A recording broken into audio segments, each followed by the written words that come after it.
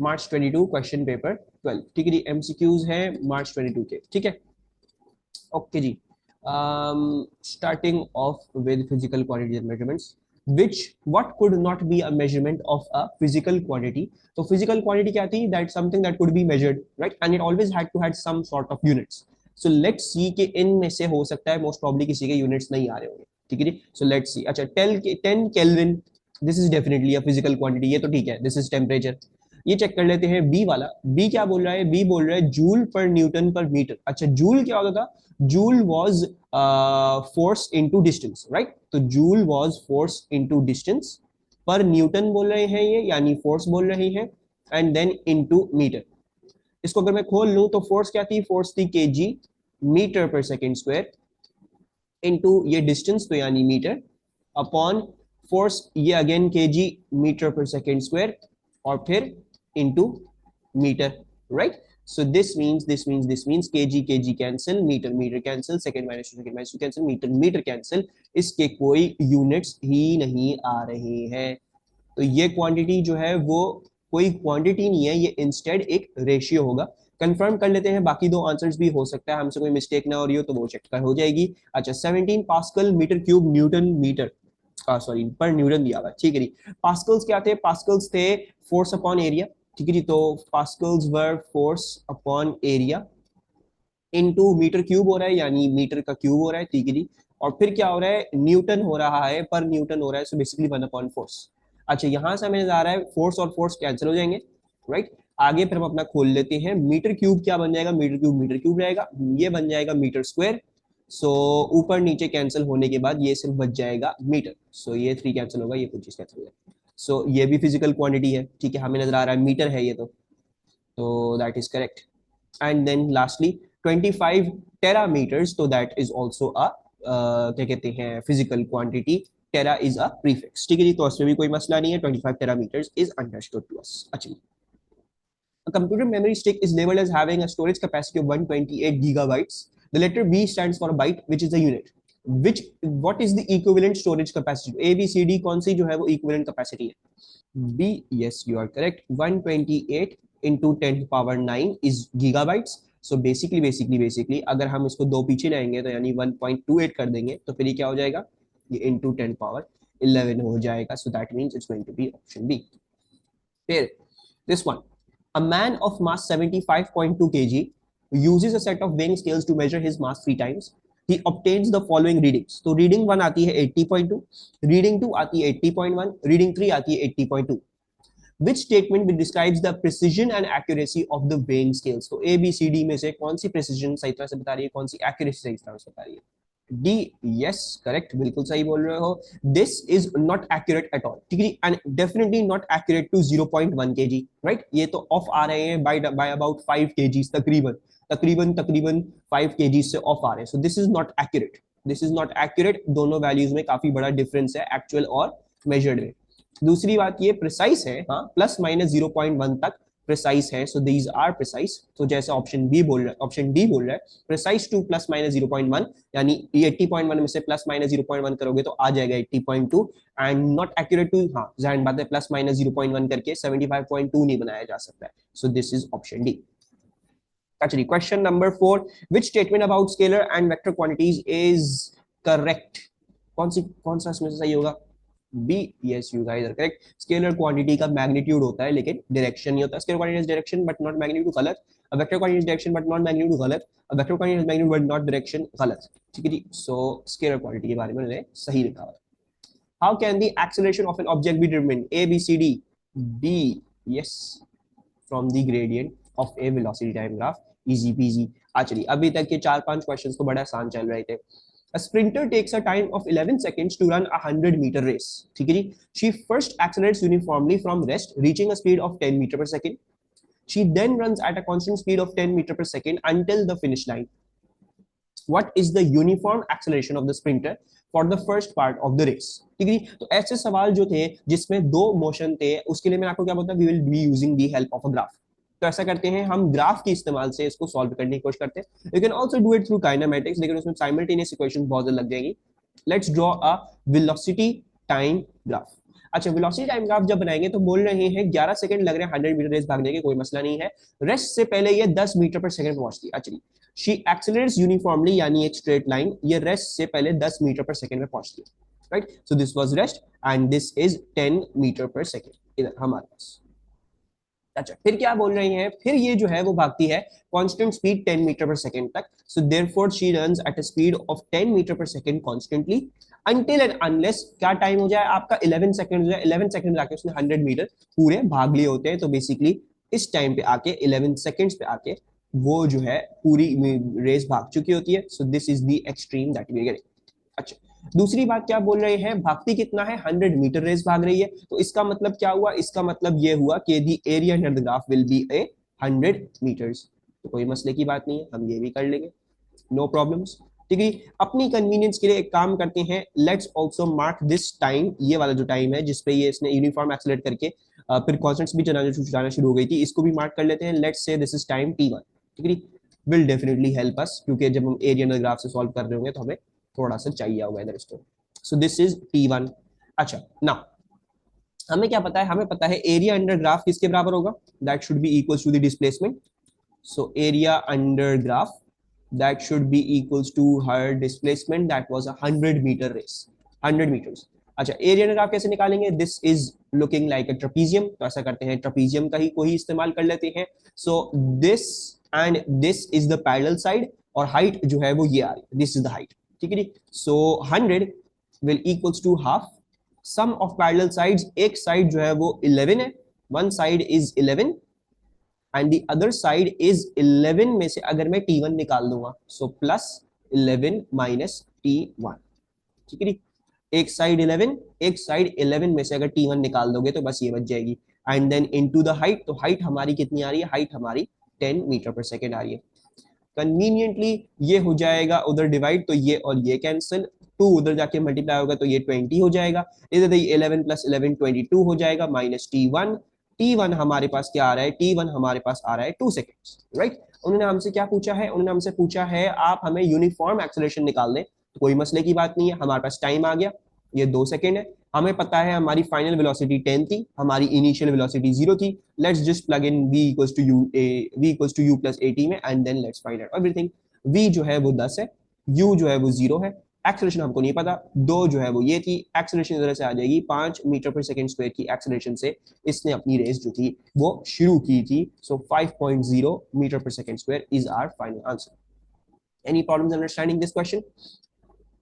ठीक है जी, एंड एनी सच क्वेश्चन जिसमें जो है वो मोशन दो हिस्सों में टूटा हुआ हो। ठीक है जी, तो जैसे एक होगा यूनिफॉर्म एक्सेलरेशन का और दूसरा जो कांस्टेंट स्पीड भाग रही है, पहले कांस्टेंट स्पीड भाग रही है और यूनिफॉर्म डिसेलरेशन हो रही है। सो इफ जो भी क्वेश्चन होता है जिसमें दो मोशन होता है उसमें आसानी से फिर ग्राफ की मदद से आप लोग कर सकते हो। अगर एक मोशन होता है तो उसमें काइनेमेटिक्स की क्वेश्चन लग जाती है, वो तो आराम से काफी स्ट्रेट फॉरवर्ड होता है हमारे लिए। जब भी दो मोशन होंगे उसमें अक्सर बेशतर वेलोसिटी टाइम ग्राफ आपकी काफी हेल्प करेगा। Any problem with this question? जी, then I want you guys to solve question number 7। A single horizontal force F is applied, second and third equation use कर सकते हैं, second and third equation use कर सकते हैं, बिल्कुल use कर सकते हैं। बेसिकली देखो S equals to ut plus half at square। ठीक है, now you can use pure kinematics as well, इसमें v square equals to u square plus 2as you can use, उसमें कोई मसले की बात नहीं है, लेकिन तुम्हें फिर इस मोशन के लिए अलग इस्तेमाल करनी पड़ेगी, ये अलग मोशन है, इसमें एक्सेलरेशन 0 है, इसमें एक्सेलरेशन कोई कांस्टेंट वैल्यू थी। सो देन तुम्हें जो काइनेमेटिक्स इक्वेशन इस्तेमाल करनी पड़ेगी, you will have to use it separately for both cases, don't merge the two cases then. ठीक है, देन डोंट से कि अच्छा ये 11 सेकंड्स में डिस्प्लेसमेंट होती वो 10 थी तो फिर उस तरह से करके नहीं, it is always going to be separate. जब दो मोशन अलग होंगे तो उनमें अलग अलग काइनेमेटिक्स की इक्वेशन लगा के फिर हम सॉल्व किया करेंगे। ठीक है, ओके जी, अब आ जाते हैं इस पे। A single horizontal force F is applied to a block X which is in contact with a separate block Y as shown। X और Y जो है वो कांटेक्ट में है। अंदाजा ये लगता है कि कंबाइंड सिस्टम है, ये क्वेश्चन मैंने आप लोगों को क्लास में भी करवाया था। The blocks remain in contact as they accelerate along a horizontal frictionless surface, air resistance is negligible, X has a greater mass than Y। Very important, उन्होंने बोला भाई इसका मास जो है वो ज्यादा है, इसका मास जो है वो कम है। ठीक है, which statement is correct? The acceleration of x is equal to the force F divided by the mass of x. The force that x exerts on y is equal to F. The force that y exerts on the force that x exerts on y is less than F. the force that x exerts on y is less than the force that y exerts on x. तो ए B C D में से कौन सा option जो है वो सही होगा? अच्छा, लेट्स वर्क आउट कौन कौन से गलत है, कौन कौन से इसमें से आंसर्स लग रहे हैं एविडेंटली गलत है, ये definitely wrong. Let's do that approach. अगर हमें ये नहीं समझ आ रहा, I feel like I can cancel out. अच्छा, अब्दुल्ला कह रहे हैं ए. सबसे पहले तो आई फील लाइक ये तो सब कैंसिल आउट कर देंगे. डी जो है वो गलत आंसर है. क्यों? बोल रहे हैं the force that X exerts on Y is less than the force that Y exerts on X. No, this is a violation to Newton's third law. This is a violation to Newton's third law. Newton third law क्या बोलता है भाई? अगर x Y पे कोई force लगा रहा है तो वाई भी एक्स पे उतनी ही फोर्स लगाएगा. So this is the first thing that we could have cancel out. Probability 1/3 हो गई. अच्छा, फिर अब्दुल्ला बोल रहे हैं हम ए को भी कैंसिल आउट कर सकते हैं. The acceleration of X is equal to the force F divided by the mass of X. याद करें, मैंने आप लोगों को कंबाइंड सिस्टम सॉल्व करने का तरीका क्या बताया था? मैंने ये बताया था के ये फोर्स एफ जो है वो एक्स और वाई पे अलग अलग एक्ट नहीं कर रही है. This force is acting on the combined mass of X and Y. That means K force equals to mass into acceleration. If I want to give the acceleration of the system, so that shall be force divided by mass. किस दोनों का? दोनों का mass. So it shall be mass of x plus mass of y. This is the mutual acceleration जिससे आप लोग move कर रहे हैं. Combined system में acceleration mutual होती है, force mutual नहीं होती है.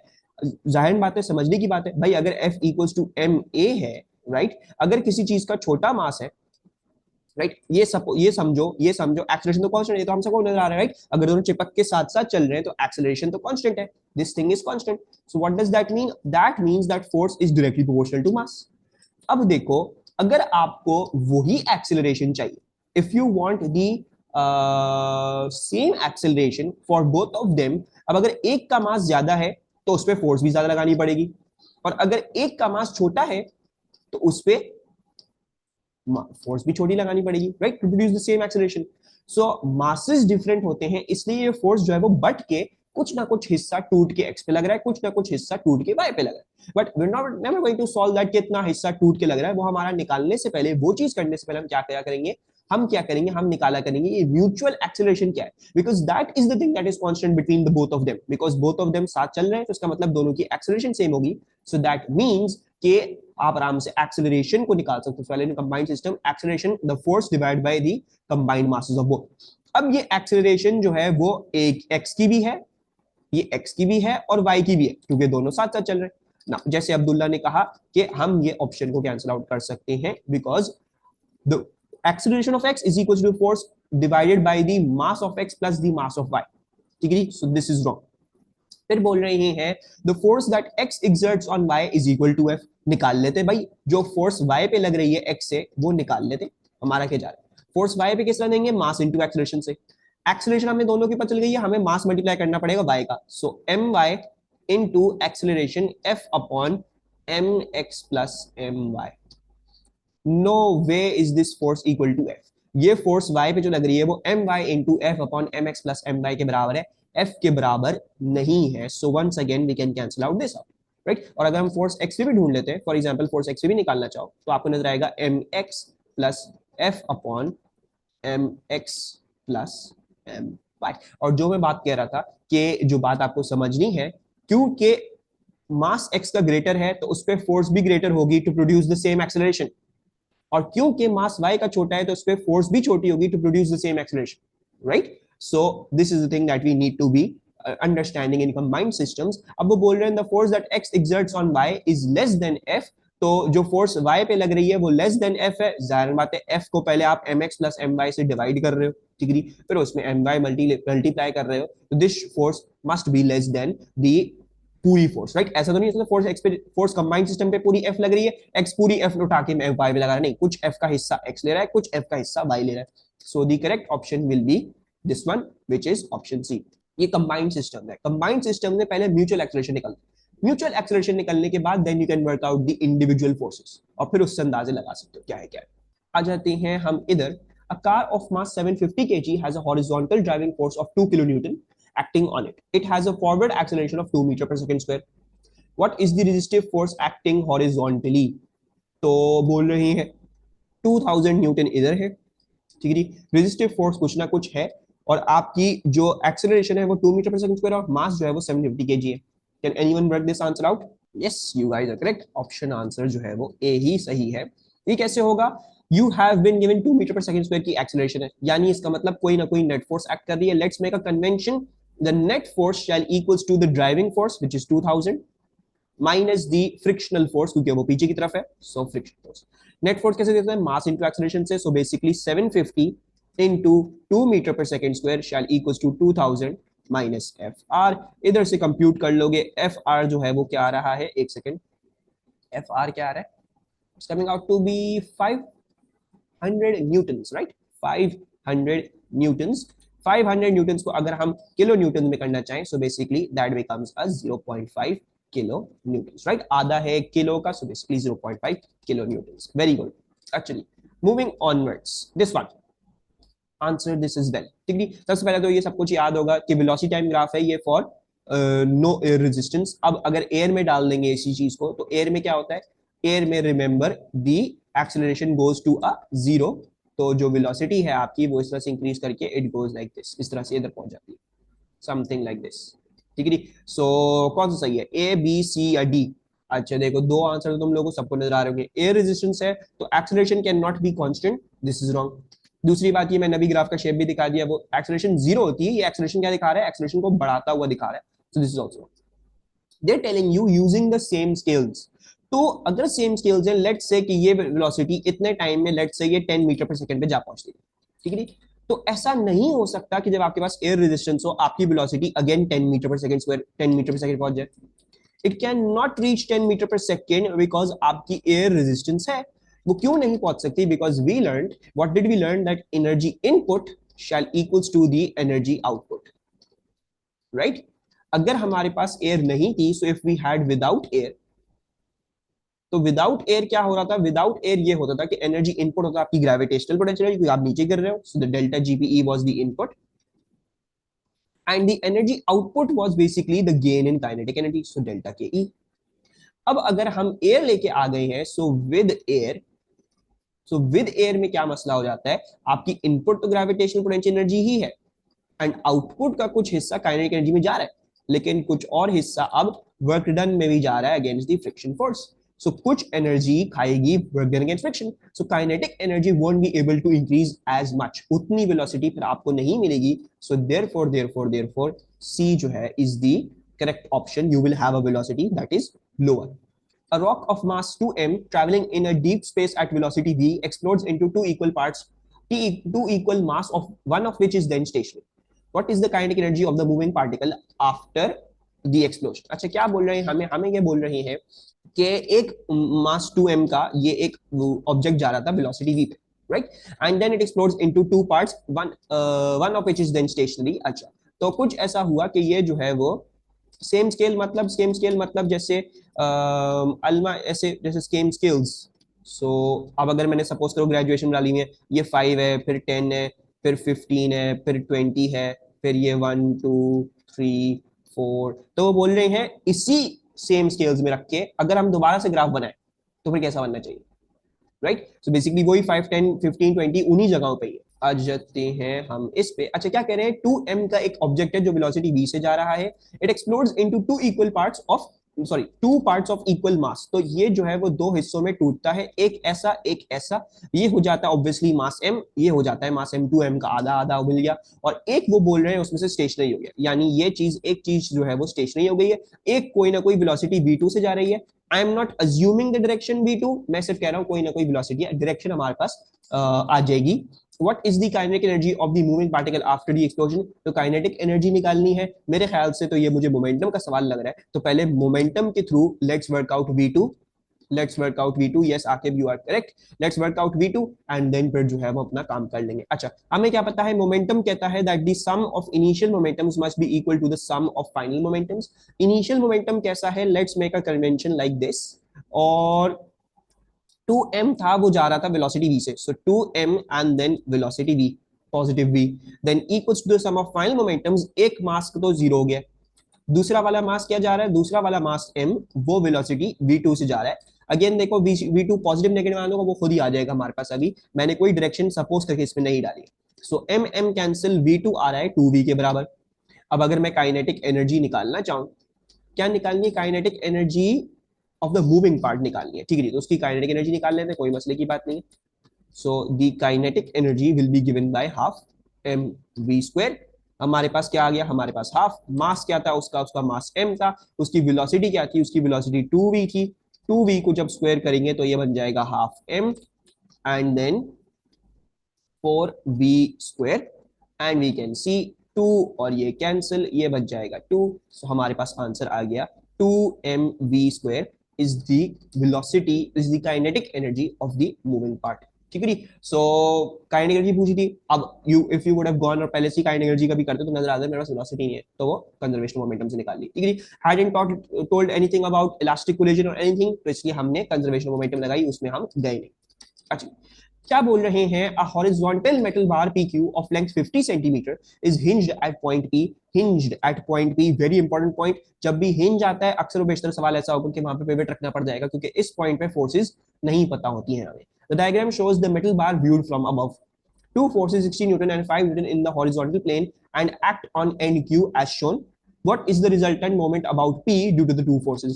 तो कह रहे हैं पिवट इसको ले लो और रिजल्टेंट मोमेंटम निकाल लो। सो इजी पीजी, काफी आसान सवाल है, लेट्स सॉल्व दिस जल्दी से।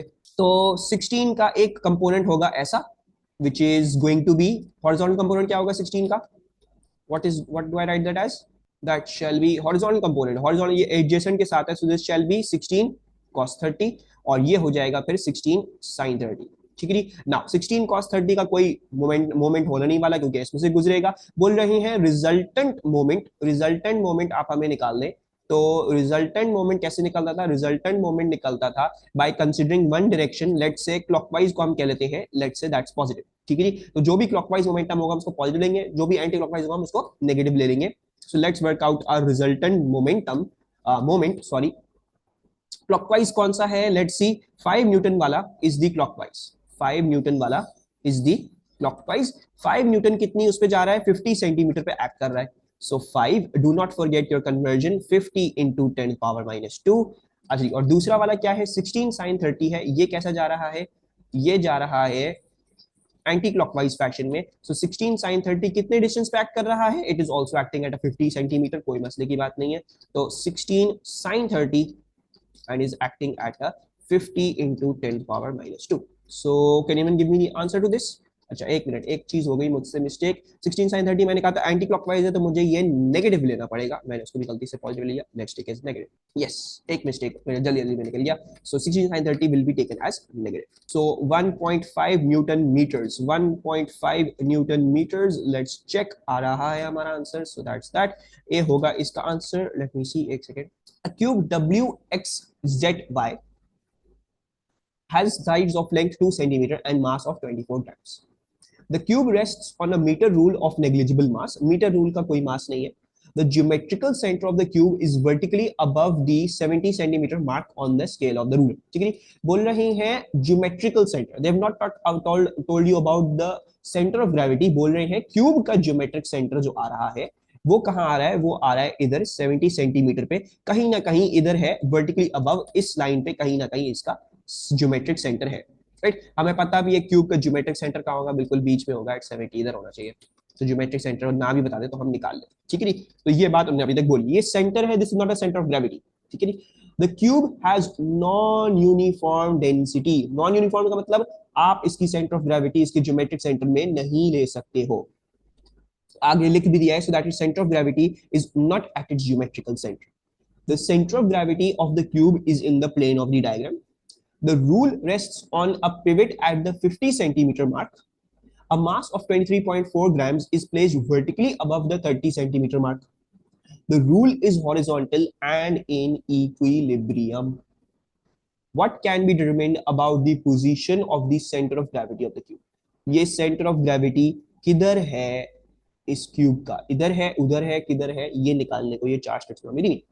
सो how do you think we should go about, first of all solving it, कोई ना कोई इसका सेंस निकालने, कोई हमें चीज पता चले इसमें। Clockwise moment shall equal to anticlockwise moment, yes very good. So it is saying the rule is in horizontal and in equilibrium, so we shall use the principle of moments, हम कह लेंगे भाई sum of clockwise moments shall equals to sum of anti-clockwise moments. Right, net force वाला concept करके इस्तेमाल करके कोई फायदा नहीं होगा। एक नॉर्मल कॉन्टैक्ट फोर्स है, दो वेट्स है, वो वैसे ही बैलेंस होगा, उससे हमें ये डिस्टेंस नहीं पता चलेगा इसका वेट है का। तो हम क्लॉकवाइज मोमेंट्स इस्तेमाल करते हैं एंटी क्लॉकवाइज मोमेंट्स के बराबर, और जो है यहाँ पे पिवट रख लेते हैं ताकि यहाँ पे जो नॉर्मल कॉन्टैक्ट फोर्स है उसका पिवट हमें, उसका फोर्स हमें ना लेनी पड़े। अच्छा नाउ सबसे पहले तो ये है, ये इसका होगा weight downwards, let's say it's downwards like this. अच्छा जी, और ये कैसा है, this is basically an anticlockwise moment, so this shall be going in our anticlockwise moment. इसको लिख लेते हैं, क्या चीज है ये, दिस इज अ 23.4 ग्राम्स का मास, 23.4 is not the SI based unit, so in 10 power minus 3, 9.81 से मल्टीप्लाई करेंगे ताकि हमारे पास वेट आ जाए, और फिर इसका मोमेंट आर्म ले लेंगे। मोमेंट आर्म क्या है, 30 से 50 है, ये क्या है सेंटीमीटर्स में है स्केल, सो यानी ये 20 सेंटीमीटर आ रहा है ये डिस्टेंस, ठीक है, इसका भी हमने ख्याल रखना है। This is coming out to be 20 centimetre, 20 centimetre. अच्छा, अब्दुल्ला ने कुछ मोमेंट्स निकालते वक्त कन्वेंशन बनाने की जरूरत है, it only implies to net moment, net moment questions, क्योंकि देखो जब तुम देखो बेसिकली देखो अब्दुल्ला बेसिकली देखो क्या हो रहा है, it's this, you're saying the net moment is equals to the clockwise moment plus the anti-clockwise moment, right?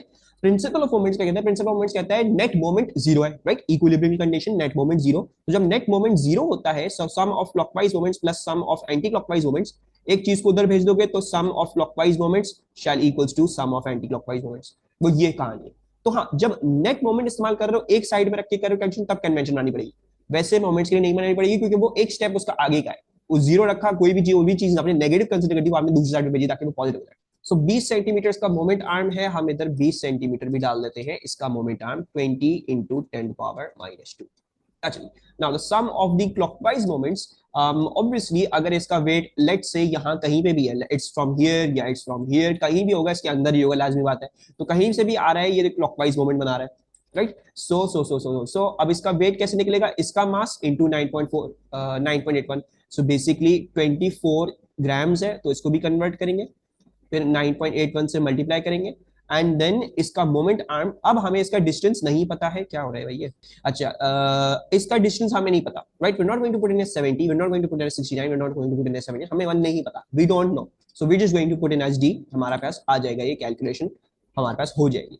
अच्छा, अगर आप चाहें तो आप इधर भी डी को पहले से ही सेंटीमीटर्स सपोज करें और उसको पहले से कन्वर्ट करके इधर रख ले, कर सकते हैं, ना करना चाहें तो वैसे भी आ जाएगा, I am not going to do it, खुद ही आ जाएगा इस सेंटीमीटर्स में, खुद ही आ जाएगा जैसे आना होगा, मुझे नहीं उसमें प्रॉब्लम है। ये कैंसिल हुआ इसके साथ, 9.81 कैंसिल हुआ इसके साथ, डी क्या आ रहा है, डी आ रहा है 23.4 into 20 into 10 power minus 2 divided by 824, तो डी क्या आ रहा है हमारे पास 0.195, वेरी कन्वीनियंटली 0.195 मीटर्स। इसको अगर सेंटीमीटर में करना चाहे तो आखिर ने आंसर दे दिया है 19.5 सेंटीमीटर्स आ रहा है, यानी दैट मींस 50 से ये कितना दूर है इसका centre of gravity, it is दूर अबाउट ए 19.5, राइट। 19 कितना होगा, 19 होगा 69 तक, और 0.5 उससे आगे, बेसिकली ये 69.5 पे क्या आ रहा है हमारा सेंटर ऑफ ग्रेविटी, राइट। अच्छा, अब हमें क्या बचा है, हमें ये पता चला है कि इसका वेट जो है वो अलोंग दिस लाइन कहीं पे, ये नहीं पता, वर्टिकल पोजीशन नहीं पता चली है हमें, इसकी हॉरिजॉन्टल पोजीशन पता चल गई है कि ये इस लाइन पे कहीं पे भी हो सकता है, it shall be somewhere on this line. अब वेट जहां से भी एक्ट करे इस लाइन पे, वो तो हम देख लेंगे, वो उसका मोमेंट आर्म तो वही है, ठीक है। सो लेट्स सी कौन सा आना चाहिए, it must be somewhere along the horizontal line that is 0.5 centimetre from WX नहीं, हमने कहा हमें वर्टिकल पोजीशन नहीं पता चली है, हमें हॉरिजॉन्टल पोजीशन पता चली है, so this is wrong. It must be somewhere along a horizontal line that is 0.5 centimeter from YZ. Again, horizontal position, vertical position की बात कर रहे हैं, तो हमें वो पता नहीं चली है। It must be somewhere along a vertical line that is 0.5 centimeter from line WY. बिल्कुल सही बोल रहे हैं, WY से 0.5 सेंटीमीटर की वर्टिकल लाइन पे कहीं पे भी हो सकता है ये इसका सेंटर ऑफ ग्रेविटी यहाँ पे हो सकता है, यहाँ पे हो सकता है, यहाँ पे हो सकता है, यहाँ पे। सो this is the correct option, ये जो है वो हम टिक कर लेंगे। बाकी लास्ट भी देख लेते हैं, must be somewhere from vertical line that is 0.5 centimetre from exact line, exact से 0.5 सेंटीमीटर पे नहीं है, एग्जैक्ट से 0.75 सेंटीमीटर, सॉरी एग्जैक्ट से 1.5 सेंटीमीटर दूर है ये, ठीक है जी। So this is wrong.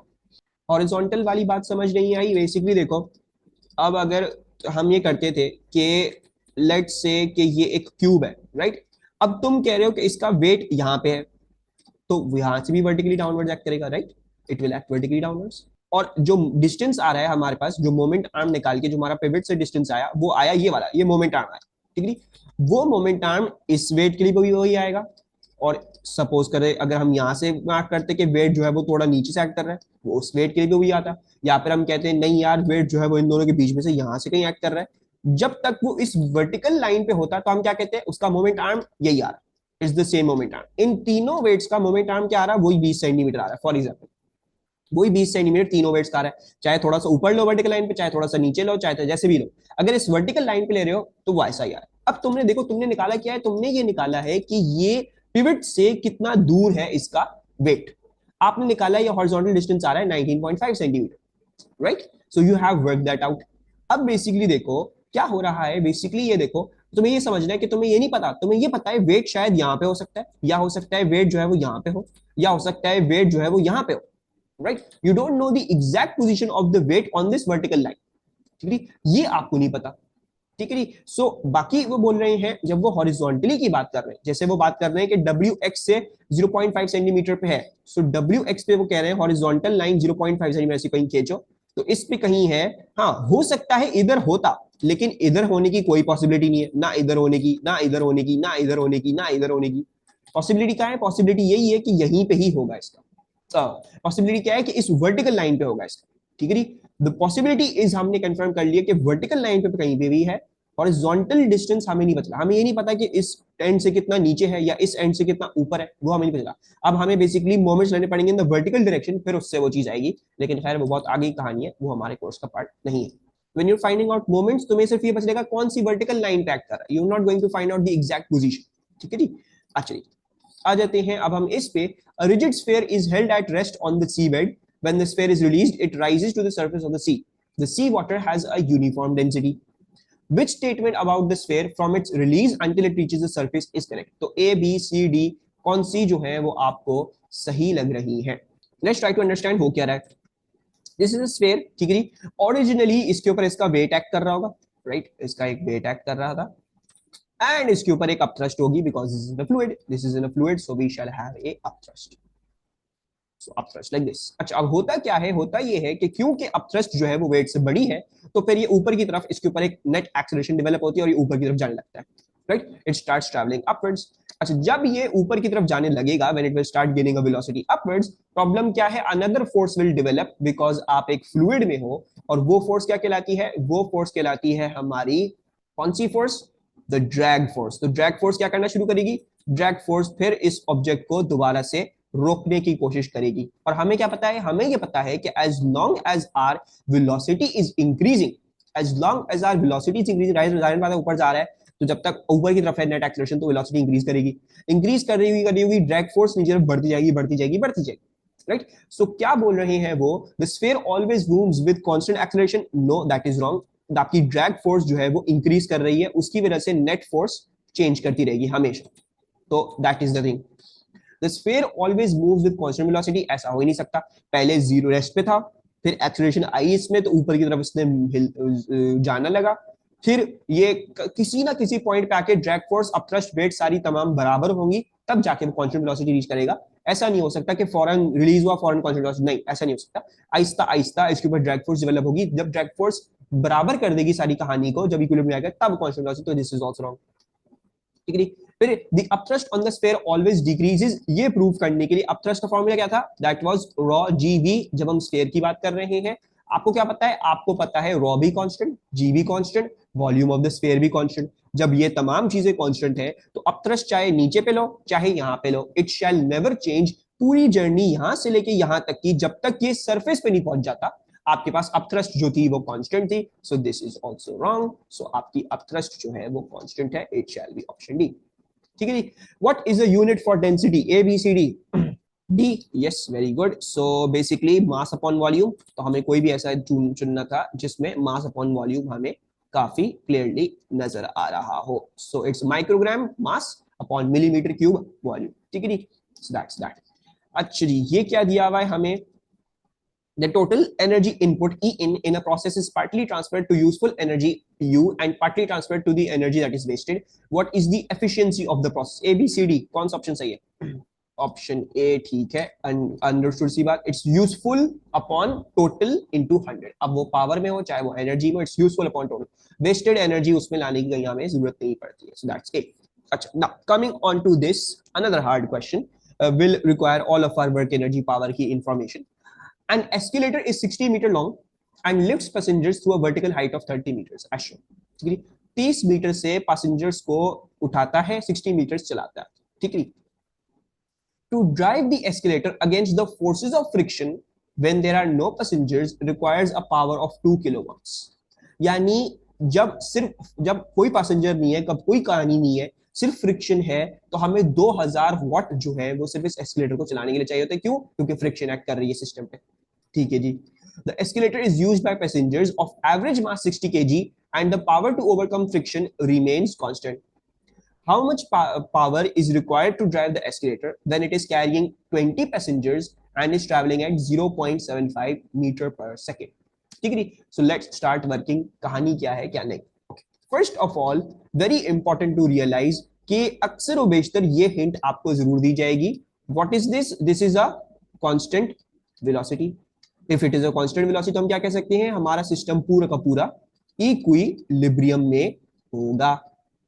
चलिए, आसान हो गई हमारे लिए बात। यानी इसका मतलब ये हो गया कि जो एस्केलेटर की ड्राइविंग फोर्स है वो दोनों वो जो है वो बैकवर्ड फोर्सेस के बराबर, राइट। अच्छा, अब सारी फोर्सेस मार्क कर लेते हैं भाई। एक तो ये एस्केलेटर की ड्राइविंग फोर्स है, right. One will be the escalator की आपकी driving force, that is like this. Let's say this is the thrust force from the escalator. अच्छा, एक फोर्स कैसी होगी? एक फोर्स होगी आपकी वेट, सारे तमाम पैसेंजर्स का वेट होगा, right. Let's mark that downwards. लेकिन हम कौन सा लेंगे? हम लेंगे सिर्फ ये वाला पीछे वाला weight, the component that is down the slope, क्योंकि नॉर्मल कांटेक्ट फोर्स और वो वाला कंपोनेंट तो एक दूसरे को कैंसिल आउट कर रहे हैं।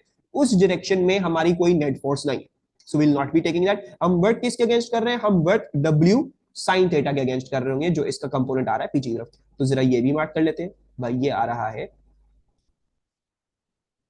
एक ये आ रहा है। मैं ये वाला W पे हटा रहा हूँ, ठीक है, क्योंकि ये वरना कंफ्यूज करेगा हमें, बहुत गंदी हो जाएगी डायग्राम। और मैं ये रेड से जरा मार्क कर रहा हूँ क्योंकि मुझे कुछ इसमें नजर नहीं आ रहा है, ठीक है। सो ये रेड से this is my W and angle अगर मैं ये निकाल लूं थीटा, तो ये W साइन थीटा हो जाएगा, ठीक है। ऐसा करते हैं, ये एंगल निकाल लेते हैं। क्यों? हमें राइट एंगल दिया हुआ है, this is 30 metre and this is the hypotenuse of 60 metre. तो एक काम कर लेते हैं भाई, साइन थीटा क्या होता है? साइन थीटा होता है परपेंडिकुलर ओवर हाइपोटेन्यूज, यानी ऑपोजिट अपॉन हाइपोटेन्यूज। तो 30 upon 60 it's coming out to be a half, ठीक है। ऐसा करते हैं, क्या करते हैं, लेट्स साइन थीटा को ही पूरा सब्स्टिट्यूट कर देंगे। थीटा निकालने के बजाय 30 निकालने के बजाय हम पूरा साइन ही सब्स्टिट्यूट कर देंगे इधर। तो this is basically half W, ठीक है जी। अच्छा, दूसरी बात क्या आ गई? दूसरी बात ये हो गई, क्योंकि ये सब कुछ ऊपर जा रहा है, वेलोसिटी आपकी ऊपर की तरफ है, तो लास्ट कहानी हमारी आ जाती है। और वो लास्ट कहानी किस चीज की है? तो वो है हमारी कहानी फ्रिक्शन की। मैं इसको भी रेड से मार्क कर रहा हूँ क्योंकि अगेन कुछ नजर नहीं आ रहा है इस डायग्राम में, तो मार्क करते हैं। सो हमारी फ्रिक्शन भी डाउनवर्ड्स होगी। अच्छा, अब आ जाते हैं हम किस कहानी पे? अब आ जाते हैं हम अपनी बातों पे, सारी चीजें डिस्कस करें।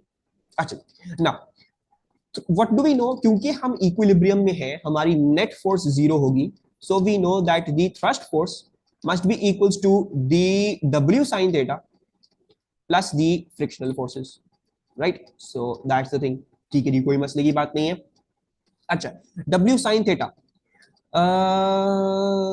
60 kg है एवरेज मास सबका, और 20 पैसेंजर अभी फिलहाल जा रहे हैं। 60 kg मास है हर पैसेंजर का, और 20 अगर जा रहे हैं, सो बेसिकली वेट कितना आ रहा है हमारा? 60 पैसेंजर्स, हर पैसेंजर का मास, सॉरी 60 kg मास हर पैसेंजर, सॉरी 20 पैसेंजर्स हैं, और उनको 9.81 से मल्टीप्लाई करोगे तो हमारे पास उनका वेट आ जाएगा। तो ये वैल्यू अलग से बता देगा मुझे क्या आ रही है। 16 to 20, 1200 into 9.81, 11772, thank you, 11772 Newton's आ रहे हैं हमारे, क्या चीज? हमारा वेट आ रहा है। This is our weight. चलिए, नाउ थ्रस्ट फोर्स को हम ऐसे ही रहने देते हैं। थ्रस्ट फोर्स हमारी ये आ गई है 11772, और हमने साइन थीटा लेना था, यानी हम इसका हाफ लेंगे, ठीक है जी। तो ये लिख लेते हैं। अच्छा, अब हमने निकालनी है किसी ना किसी तरह वो फ्रिक्शनल फोर्स, ताकि हम फिर थ्रस्ट फोर्स निकाल के और फिर उसकी पावर निकाल सके, ठीक है। तो फ्रिक्शनल फोर्स के बारे में हमें क्या बोला था, हमें बोला हुआ था कि to drive the accelerator against the forces of friction when there are no passengers you require a power of 2000 watts exactly. अल्मा सेज भाई हम power equals to F B लगा लेते हैं। पावर दी हुई है हमें 2000, फोर्स हमें निकालनी है, वेलोसिटी हमें दी हुई है, हम 0.75 पे जा रहे हैं। So what is the force of friction working out over here?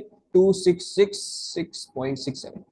2666.67. Let's put that over here as well. 2666.67. और हमारे पास फिर थ्रस्ट फोर्स की वैल्यू क्या आ रही है? So it's coming out to be an 8552.67. अब क्या बोला है भाई, आप पावर निकाल दो, तो पावर निकाल देते हैं, हमें कोई मसले की बात नहीं है, हमारा क्या जा रहा है। So 8552.67 वापस से वेलोसिटी में मल्टीप्लाई करके हमारे पास पावर आ जाएगी। so this is coming out to be 6414 watts, ठीक है जी। 6414 आ रहा है, एक सेकंड में कंफर्म करूं, 6414 आ रहा है। so that means it's a 6.4 kilowatts।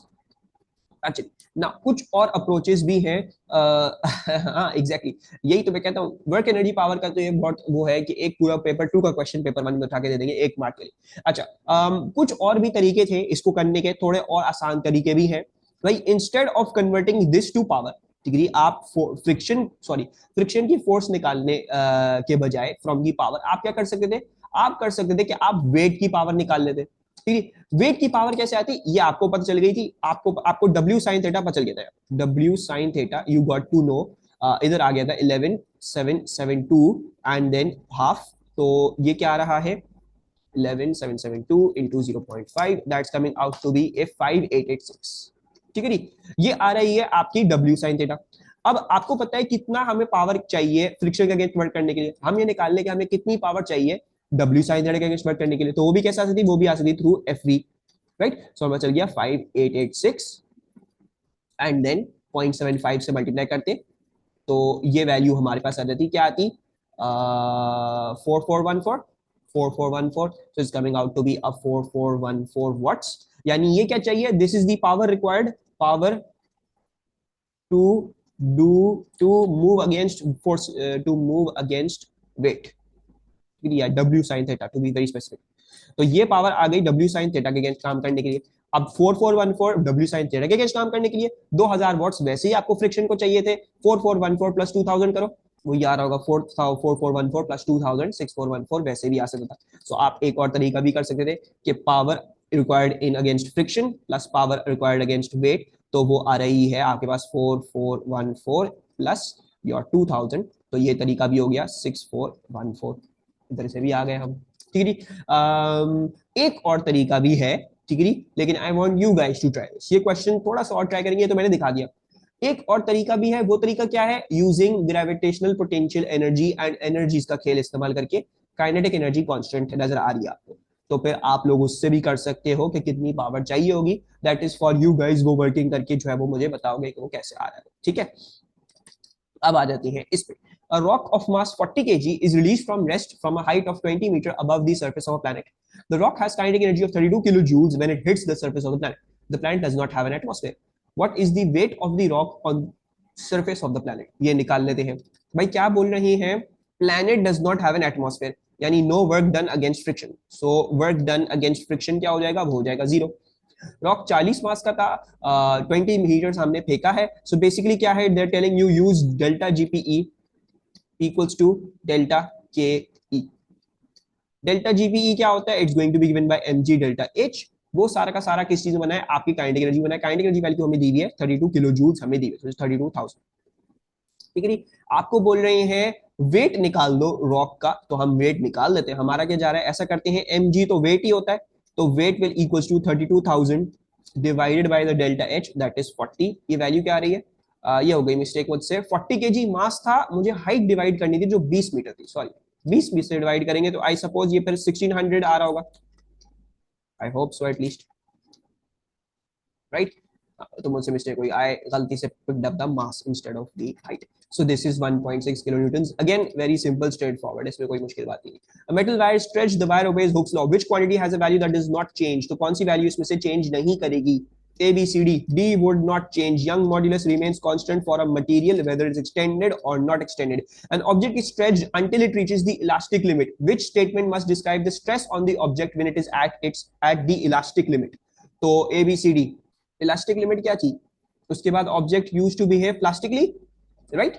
So elastic limit क्या थी? Elastic limit ये थी, if you remember our force extension curve. The force extension curve usual वाला बना रहा हूँ जो अक्सर बेशतर होता है. The force extension curve is like this. Sorry, पहले straight line and then it used to go off like this. ये होती थी हमारी limit of proportionality.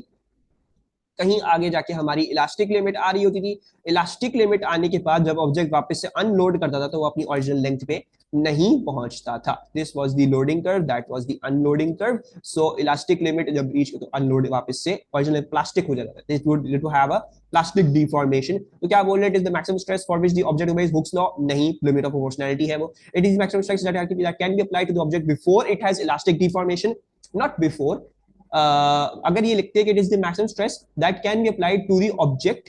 हाँ, तो ये बोल रहे हैं कि ये मैक्सिमम स्ट्रेस है जो एक ऑब्जेक्ट पे लगाया जा सकता है इससे पहले कि वो इलास्टिकली बिहेव करने लग जाए. गलत बात बोल रहे हैं भाई. ये मैक्सिमम स्ट्रेस है कहां तक का? ये मैक्सिमम स्ट्रेस है जहां तक कि ऑब्जेक्ट खुद इलास्टिक डिफॉर्मेशन शो कर रहा है, right? So this is English में खेला हुआ है. This is the point till which जो है हमारी इलास्टिक बिहेवियर हमें मिलेगा. सो ये जो मैक्सिमम स्ट्रेस की बात कर रहे हैं इस पॉइंट तक हमें पूरा इलास्टिक बिहेवियर मिलना है. ठीक है जी.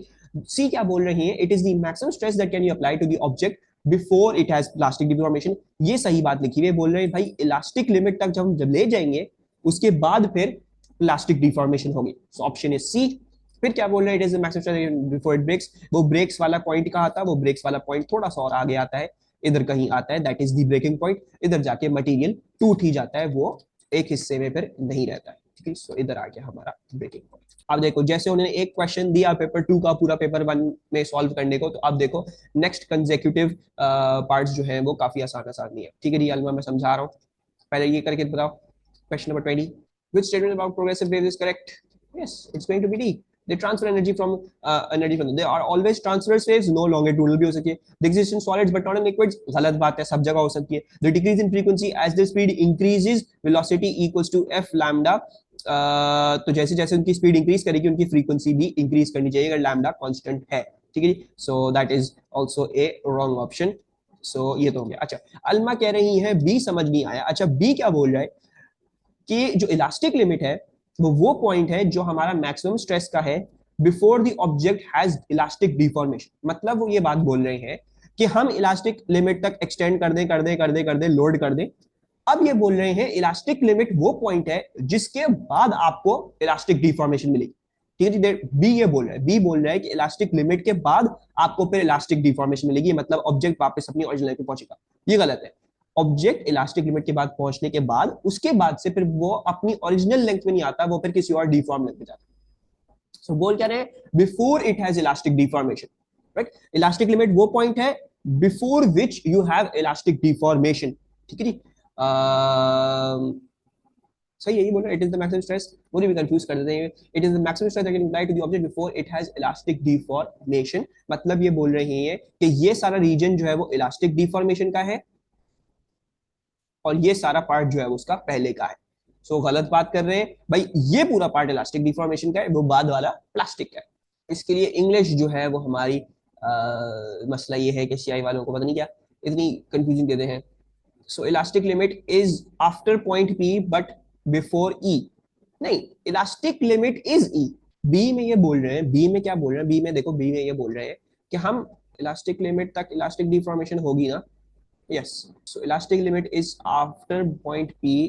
Elastic deformation is after point P but before E. Elastic deformation is all the way from over here till E. उसके बीच में एक point आता है which is limit of proportionality. वो proportionality है, वो force और extension की proportionality है कि उस वक्त तक आपको एक straight line मिलेगी. ठीक है. अच्छा, बेसिकली देखो थोड़ा सा इसको समझो. इंग्लिश में क्या हुआ है, अब्दुल्ला भी कंफ्यूज हो गए. क्या बोल रहे हैं? It is the maximum stress that can be applied to the object before it has elastic deformation. मतलब ये मैक्सिमम स्ट्रेस है इससे पहले कि ऑब्जेक्ट आपको इलास्टिक डिफॉर्मेशन करके दिखा दे. क्या बोल रहे हैं? ये मैक्सिमम स्ट्रेस है इससे पहले कि आपको इलास्टिक डिफॉर्मेशन करके दिखा दे. यानी इंप्लीकेशन क्या है? इंप्लीकेशन ये है कि इलास्टिक लिमिट के बाद इलास्टिक डिफॉर्मेशन मिल रही है आपको. वो गलत है. That's the wrong option. Elastic limit से पहले मिलती है आपको elastic deformation. A cathode ray oscilloscope is used to determine the frequency of a sound wave.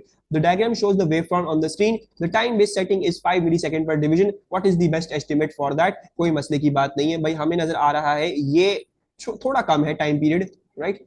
Abdullah कह रहे बी।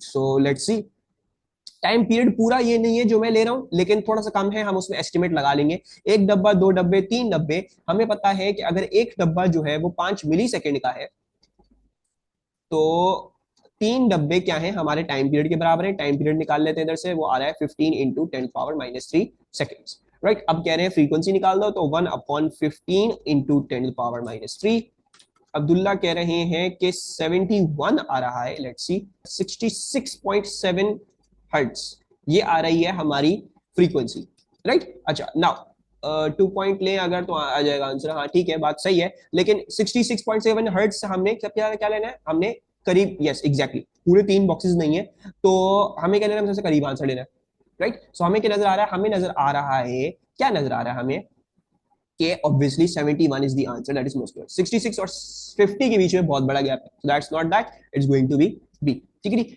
प्रॉब्लम क्या थी? क्योंकि उन्होंने बोला था कि एस्टिमेट लेनी है, क्योंकि ये डिस्टेंस हमें नजर आ रहा है थोड़ा सा कम है। तो अब्दुल्ला कह रहे हैं अगर हम 2.8 लेते बॉक्सेस इंस्टेड ऑफ 3, उससे भी कर सकते हो। 2.75 लेते उससे भी कर सकते थे। ठीक है, मैंने इस तरह से कर लिया जैसे आप लोगों को क्लियर हो जाए बात, दैट्स दैट। अच्छा, फिर क्या बोल रहे हैं? ये क्वेश्चन रिपीटेशन क्वेश्चन है। The warning signal on an ambulance has a frequency of 600 hertz. The speed of the sound is 330 metre per second. The ambulance is travelling with a constant velocity of 25 metre per second towards an observer. The ambulance passes and then moves away from the observer with no change in velocity. Which overall change in observed frequency takes place between the times at which the ambulance is a long way behind the observer and is a long way in front of the observer? यानी बोल रहे हैं पहले approach थी, फिर जो है वो लीविंग थी। This is Doppler's effect, let's solve. तो the observed frequency equals to the velocity of sound, that is 330। 330 पहले क्या कर रहे थे? हम अप्रोच कर रहे थे, तो अप्रोच वाली केस में माइनस लेते हैं। हमारी कांस्टेंट वेलोसिटी थी 25 की, हमारी फ्रीक्वेंसी जो थी वो 600 थी। और फिर बाद वाली केस में जब हम सेपरेट कर रहे हैं तो क्या आ रहा है? 330 अपॉन 330, और अब हम सेपरेट कर रहे हैं तो प्लस 25 करना पड़ेगा, और फिर हमारी ये 600 हो जाएगा। So what are the answers that we're getting to both of them? 649 for approach. So we're getting 649 hertz for approach. और होनी भी चाहिए, अगर हम अप्रोच कर रहे थे तो फ्रीक्वेंसी ज्यादा आनी चाहिए थी। एंड तकरीबन I believe 550 for the 558, okay, and 558 for leaving. अब क्या करना है? हमने दोनों का डिफरेंस निकालना है। 649 में से 558 सब्ट्रैक्ट कर लें तो क्या आ रहा है answer? 91। So that should be our difference. ठीक है, ये क्वेश्चन आई थिंक मैंने कहीं पहले भी करवाया, आई डोंट रिमेंबर कहां पे करेक्ट एग्जैक्टली। अच्छा, brief pulses of red, blue and green light are emitted from the sun at the same time. The pulses travel the same distance to reach Mars. Assume that the pulses travel in a vacuum for the full duration of their journey. If all of them in which order would the pulses arrive at Mars? तो अलमा कह रही है ए, yes अलमा बिल्कुल ठीक कह रही है। अगर red, blue, green light all travel at the same velocity 3×8, they shall all reach the first at the same time. Lambda से वेलोसिटी को फर्क नहीं पड़ रहा क्योंकि उनकी फ्रीक्वेंसी पर कॉम्पनसेटिंग है, सबकी वेलोसिटी 3×8 रहती है। फिर क्या बोल रहे हैं? Two coherent progressive waves from different sources meet at a point, which condition must be satisfied for there to be zero resultant amplitude at the point where the waves meet? तो A B C D कौन सी condition जो है वो हमें satisfied रखनी चाहिए है? Zero resultant amplitude, that means we want destructive. If we want destructive, actually, so we can clearly see the two waves must be in phase, that is wrong. ये हमें constructive दे देगा instead of destructive, so that is wrong. Two waves traveling in opposite directions, जरूरी नहीं है। बाकी दूसरी बात, एक और चीज भी इधर से प्रूव हो जाएगी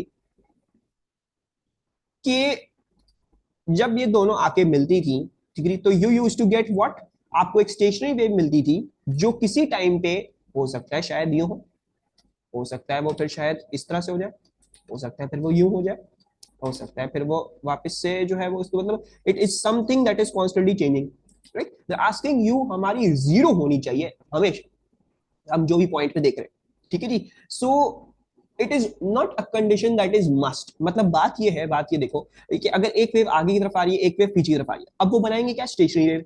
अब पूरी कहानी क्या लगेगी, स्टेशनरी वेव की लगेगी। स्टेशनरी वेव में एक पॉइंट पे जीरो डिस्प्लेसमेंट होती है, लेकिन एक पॉइंट पे आपके पास मैक्सिमम डिस्प्लेसमेंट एंटी नोड आ रहा है, ठीक है, और बाकी सारे पॉइंट्स भी डिस्प्लेस होंगे, सिर्फ नोड वाले पॉइंट रुके हुए होते हैं अपनी जगहों पे। फिर क्या होता है, फिर दोबारा से फ्लैट होती है, फिर इनवर्स उसमें उठती है, ठीक है। So it is not zero resultant amplitude, ठीक है। So which condition must be for zero resultant amplitude at the point where the waves meet. तो वो तो स्टेशनरी पे पूरा, जिस पॉइंट की बात कर रहे हो उसमें तो कोई पॉइंट डिस्प्लेस भी कर रहा है, फिर कोई पॉइंट स्टेशनरी भी होगा, सब कुछ होगा। So this is also wrong, this is for the stationary wave की formation, this is for stationary wave. अच्छा, फिर क्या बोलते हैं, why not A? The two waves must be emitted from their sources with the same intensity. हमने यही सब कुछ पढ़ा है किस चीज में, डबल स्लिट में। डबल स्लिट में the thing that we need to understand is के इंटेंसिटी सोर्स पे सेम होना जरूरी नहीं है, इंटेंसिटी जहां पे मिल रही है वहां पे सेम होना जरूरी है। वो क्यों, अगर इंटेंसिटी सपोज करो यहाँ पे भी आई थी और यहाँ पे भी आई थी, और मैं बात कर रहा हूं इस पॉइंट पे जो डिस्ट्रक्टिव इंटरफेरेंस का पॉइंट है, right, I am talking about this destructive interference का पॉइंट। अब मसला क्या है कि यू कैन क्लियरली सी ये वाली डिस्टेंस कम लेगी, दिस इज डिस्टेंस r1, ये वाली जो डिस्टेंस लेगी that shall B distance r2, and you can clearly see that r2 is greater than r1, r2 is greater than r1, so we can, अब देखो inverse relationship, अब r2 लंबा distance, तो जो एम्पलीट्यूड इसका आ रहा है ये कम आ रहा है, एम्पलीट्यूड 2 इज कम, इसका जो एम्पलीट्यूड आ रहा है वो क्या आ रहा है, वो ऑब्वियसली इससे तो ज्यादा ही होगा, उससे तो ज्यादा ही होगा। तो इधर आपको कैंसिलेशन मिलेगी तो, क्योंकि सब्ट्रैक्शन होगी, बट द प्रॉब्लम क्या है, कंप्लीट कैंसिलेशन नहीं मिलेगी, बिकॉज दोनों एम्पलीट्यूड्स है ही नहीं बराबर।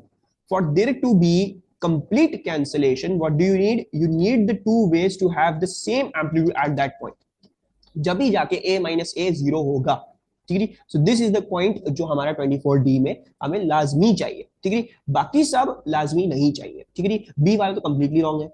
ए वाला जो है, हाँ हो सकता है कि बिल्कुल आप सेंट्रल मैक्सिमम वाला देख रहे होते या बिल्कुल सेंट्रल मैक्सिमम के साइड में, तो हो सकता है हाँ वहां पे सेम इंटेंसिटी की बात चल जाए, लेकिन और पॉइंट्स के लिए फिर नहीं चलेगी।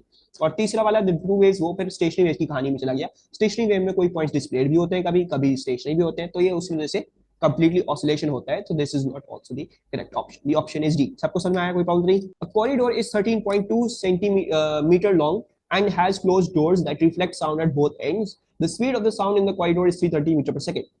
What is the lowest frequency of sound that could create a stationary wave in the corridor with a node halfway along it? अच्छा, क्या बोल रहे हैं, यहाँ पे भी नोड है, यहाँ पे भी नोड है, यहाँ पे भी नोड है, because all of them are reflections. But if both amplitudes same are added, then how is it destructive? No, it's not added. किसने कहा added है?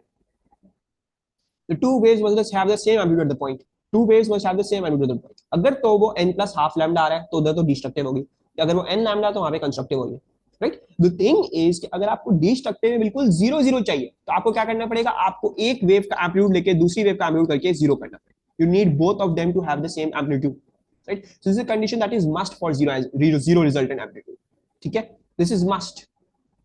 अगर एक बड़ा है, लेट से अगर ये आ रहा है, लेट से अगर एक आता 2.3 और एक आता 2.1, तो you would never get a zero resultant amplitude, because कुछ ना कुछ आ रहा होता, right. So this is the condition that is must, दोनों का सेम एम्पलीट्यूड होना लाजमी है at that point for there to be a minus a zero, ठीक है नी।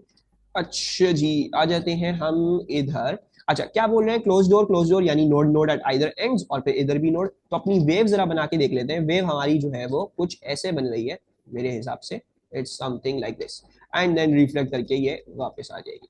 अच्छा, we can see this is a complete lambda, ये पूरा एक कंप्लीट लैम्डा आ रहा है, और लैम्डा क्या आ रहा है, लैम्डा आ रहा है 13.2। सो लैम्डा हमारा आ रहा है 13.2 metres.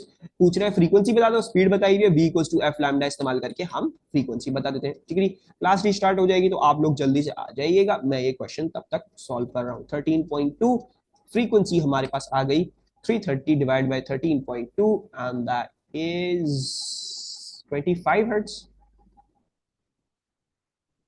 So this is option C, 330 divided by 13, 25 आ रहा है एग्जैक्ट। अच्छा, water waves of wavelength lambda are formed in a ripple tank, the waves are diffracted as they pass. अच्छा सॉरी, अब्दुल्ला ने एक सवाल पूछा, ये बात समझ नहीं आई कि हाफ वे नोड होना चाहिए। बेसिकली वो बोल रहे हैं कि 13.2 के बिल्कुल बीच में भी एक नोड होना चाहिए, वो ये बोले, तो इसलिए मैंने एक नोड यहाँ पे बनाया, ठीक है। नेमार्क भी क्या है, पोजीशन ऑफ नोड है। सो बेसिकली एक वेव हमें आइडिया दे दे कि वेव जो थी वो ऐसी बननी थी, राइट। वरना मैं वेव कैसी बना सकता, मैं वेव ऐसी भी बना सकता था, ये वाली, I could have also made like this, या फिर मैं और ज्यादा नोड्स बना के दिखा सकता था। तो उन्होंने क्लियर कर दिया कौन सी वाली case, there is a node बीच में, तो यू जस्ट मेक अप। दोबारा एक्सप्लेन कर दे। बेसिकली देखो अब्दुल्ला ये कह रहे थे कि नोड होना चाहिए half way along it, right, there should be a node half way along it. Half way का मतलब क्या हो गया, यानी इधर 13.2 के बिल्कुल बीच में क्या होना चाहिए, एक नोड होना चाहिए, राइट। जब उन्होंने ये बता दिया, अब मुझे भी पता है क्लोज डोर है, reflection point node, close door, reflection point node, उसका मतलब क्या हुआ, वेव का आइडिया मिल गया, वेव ऐसे बननी थी। वरना मैं कैसे बनाता, मैं वेव को जो है वो यूं भी बना सकता था, या मैं वेव को एक नोड और ये इस तरह से बना सकता था। सो उन्होंने बस ये क्लियर कर दिया कि वेव कैसे बनेगी बाय टेलिंग यू कि एक बीच में जो है वो एक नोड है। इधर आ जाते हैं अब, water waves of wavelength lambda are formed in a ripple tank. The waves are diffracted as they pass through a narrow gap of width d. D is greater than lambda. ठीक है, which gap width and which wavelength will cause the largest decrease in the amount of diffraction? तो A B C D कौन सा option आप लोगों को सही लग रहा है, कौन सा सबसे ज्यादा डिक्रीज करेगा in the amount of diffraction? D sine theta equals to N lambda. Degree why am I using this, क्योंकि ये डायफ्रैक्शन हो रही है, इट इज कन्वीनियंट, ये वाला फॉर्मूला। इसमें से कोई ऐसी वैल्यू नहीं आएगी मेरे पास, because I am just doing trying to make out a qualitative analysis, ठीक है। अच्छा चलिए, सो आ गया आंसर। अच्छा तो अब हम क्या करेंगे, largest decrease in the amount of diffraction, that what do they mean by the largest decrease, यानी बोल रहे जो स्प्रेड है वो कम हो जाए बहुत ज्यादा, that means थीटा बहुत ज्यादा कम हो जाए, साइन थीटा बहुत ज्यादा कम हो जाए, right. So what do we want, we want the sine theta to decrease. हम साइन थीटा इधर लिख लेते हैं, और मैं क्या कर रहा हूं, मैं n को कह रहा हूं कांस्टेंट है, n की मेरे ऊपर बात नहीं है, let's just remove n, let's इसको अलग से लिख लेते हैं, और लैम्डा अपॉन ये d कर लेते हैं, ठीक है जी। अच्छा अब क्या बोल रहे हैं, you need the smallest angle, यानी you need the smallest sin theta. if you need the smallest sin theta तो वो कैसे आएगा, जब आप सबसे छोटी वेवलेंथ को सबसे बड़े d से डिवाइड करो, राइट। करके देख लो, आप 1 को 1000 से डिवाइड कर दो, अगर आप ऊपर छोटी चीज रखते हो नीचे बहुत बड़ी चीज रखते हो तो वैल्यू बहुत ज्यादा छोटी आती है, right. So what do we need, we need हमारा न्यूमरेटर बहुत ज्यादा छोटा हो और हमारा डिनोमिनेटर बहुत ज्यादा बड़ा हो, सो दैट मींस हमारा न्यूमरेटर बहुत ज्यादा छोटा और हमारा डिनोमिनेटर सबसे ज्यादा बड़ा, ठीक है। Two loudspeakers X and Y emit sound waves that are in phase and of wavelength 0.75 meters. An observer O is able to stand anywhere on a straight line that passes through X and Y. As shown, the observer stands at a point where the sound waves from X and Y meet in phase. What could be the distances OY and XY? अच्छा सबसे पहले तो ये क्या बात कर रहे हैं, हमें ये बोल रहे हैं two loudspeakers X and Y emit sound waves that are in phase and of wavelength 0.75 meters. ठीक है, यानी दो ये लाउड स्पीकर से एक्स और वाई वेव्स इमिट कर रहे हैं जो ऑब्जर्वर को मिल रही है यहाँ पे, राइट। क्या बोल रहे हैं, ऑब्जर्वर ऐसी जगह में खड़ा हुआ है जहां पे दोनों वेव्स मीट एंड फेस कर रही हैं, यानी यहाँ पे क्या हो रहा है, कंस्ट्रक्टिव हो रही है, राइट। अब जैसे मैंने आपको बोला था, हमेशा एग्जामिनर आपको ये बात क्लियर करके देगा कि वो आपको एन लैम्डा इस्तेमाल करना चाहता है, एन प्लस हाफ लैम्डा, क्योंकि हमने क्या पढ़ा है, जब फेज में होती है तब कंस्ट्रक्टिव का फॉर्मूला एन लैम्डा होता है, अगर 180 डिग्री आउट ऑफ फेज हो तो फिर एन प्लस हाफ लैम्डा। उसने बता दिया इन फेज थे तो कंस्ट्रक्टिव का हमें चाहिए। बेसिकली हम चाह रहे हैं कि यहाँ पे जो बंदे के पास पाथ डिफरेंस आ रहा हो वो एन लैम्डा के बराबर है, ठीक है, that's what you are wanting. अच्छा पाथ डिफरेंस क्या होगा, पाथ डिफरेंस जरा देख लेते हैं। एक पाथ है ये y का विच इज बेसिकली YO, एक पाथ होगा हमारा YO, दूसरा पाथ क्या होगा हमारा, दूसरा पाथ होगा हमारा XO, हमारा दूसरा पाथ होगा XO, so that's the other path. अब पाथ डिफरेंस क्या होगा, दोनों के पाथ्स का डिफरेंस, तो पाथ डिफरेंस क्या आ रहा है, वो आ रहा है YO minus XO which is XY, XY आ जाएगा, right. So basically we don't need this column, हमें सिर्फ ये XY वाली कॉलम चाहिए, I don't need this column, मैं इसको काट रहा हूं, I don't need this column, मुझे सिर्फ XY वाली चाहिए, और XY में बस ये देख लेना है कौन सा इसमें से n लैम्डा के बराबर आ रहा है। So let's C n lambda के कैसे बराबर है, वो कैसे चेक करेंगे, हम देखेंगे, क्योंकि देखो अगर 3.50 n लैम्डा के बराबर है तो अगर मैं इसको लैम्डा से डिवाइड कर दूं तो आ जाएगा कि वो n आ रहा है कि नहीं आ रहा है या कुछ और आ रहा है, ठीक है। So let's just do that, हम ये निकालने की कोशिश कर लेते हैं। सो इधर मैं ऊपर लिख रहा हूं n कैसे निकालेंगे, हम निकालेंगे by dividing XY by a lambda. So 3.5 divide by 1.6 क्या आ रहा है आंसर, वेवलेंथ 1.6 थी ना, राइट, सॉरी वेवलेंथ 0.75 थी, माय बैड, सॉरी वेवलेंथ 0.75 थी, आई थिंक यही आ रहा है। सो 3.5 डिवाइड 0.75 क्या आ रहा है आंसर, सबको समझ में आ रहा है? सब लोग बहुत कंफ्यूज हो गए इस पे, क्या किया मैंने ये। अच्छा मुझे कहा है दोबारा से एक्सप्लेन कर दें 3.5 कहाँ से आया और ये सब चीज हम देख लेते हैं। अच्छा दोबारा से एक्सप्लेन कर देते हैं इसको। अच्छा सबसे पहले तो ये समझो क्या बोलना चाह रहा है एग्जामिनर, बोलना चाह रहा है कि ऑब्जर्वर जो है वो ऐसे पॉइंट पे खड़ा हुआ है जिसके ऊपर पाथ डिफरेंस एन लैम्डा आ रहा है, राइट। कंस्ट्रक्टिव इंटरफेरेंस बताइए, तो एन लैम्डा आ रहा होगा, क्यों? बिकॉज दोनों फेज में थी, राइट। सो बेसिकली इधर इस पॉइंट पे खड़ा हुआ है, इधर हमारा एन लैम्डा क्या आना चाहिए, ओ सॉरी हमारा पाथ डिफरेंस क्या चाहिए, वो एन लैम्डा आना चाहिए, मतलब some whole number multiplied by lambda. अब पाथ डिफरेंस निकाल लेते हैं जरा, वो पाथ डिफरेंस कैसे आ रहा है। सो पाथ डिफरेंस आ रहा होगा एक path which is basically Y O minus दूसरा वाला path which is basically X O, right. और अब अगर मैं इन दोनों की सब्ट्रैक्शन ले लूं तो पाथ डिफरेंस जो है वो बेसिकली क्या है, path difference is Y O minus X O. Y O में से अगर एक्स ओ निकाल दूंगा तो एक्स वाई बच जाएगा, सो बेसिकली एक्स वाई आ गया। सो मेरे पास एक्स वाई आना चाहिए, राइट। अच्छा नाउ एक्स वाई आना चाहिए है।